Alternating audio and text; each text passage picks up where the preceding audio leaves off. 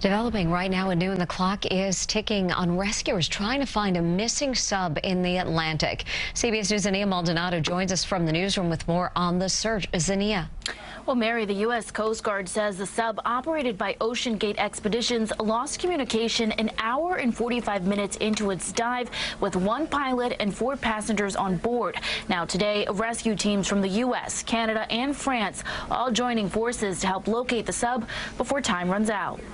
Something probably catastrophic happened to the whole thing.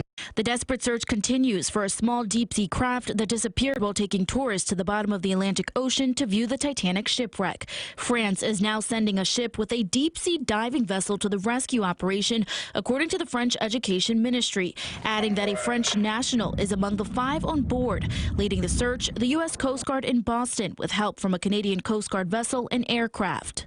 CBS correspondent David Pogue took a trip on the same submersible last year and says there are many safety features on this vessel in case of emergency. So this thing should be bobbing on the surface.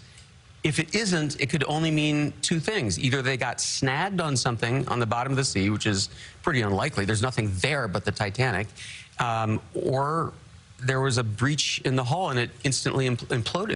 But whether the sub is down below or at the surface, rescuers face a difficult task. There's 17 bolts on the outside, so the running out of air problem still affects us, even if they're at the surface right now. The search area is located about 720 miles from Halifax, Nova Scotia, where the Titanic wreckage sits about 13,000 feet below the surface. Even if we find them, there's no way to rescue them. The deepest submarine rescue ever performed was 1,500 feet.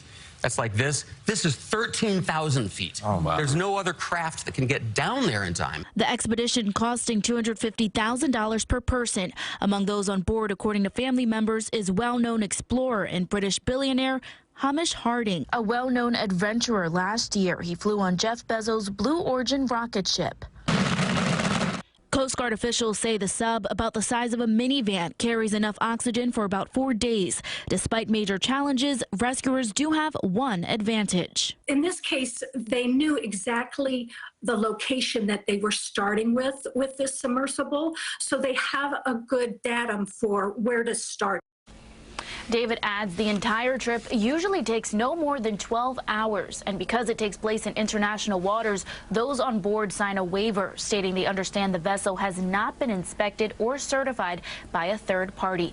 And we are expecting an update on those rescue efforts from the U.S. Coast Guard during a press conference that's taking place at 1 p.m. From the newsroom, Zinnia Maldonado, CBS 2 News. Zinnia, thank you.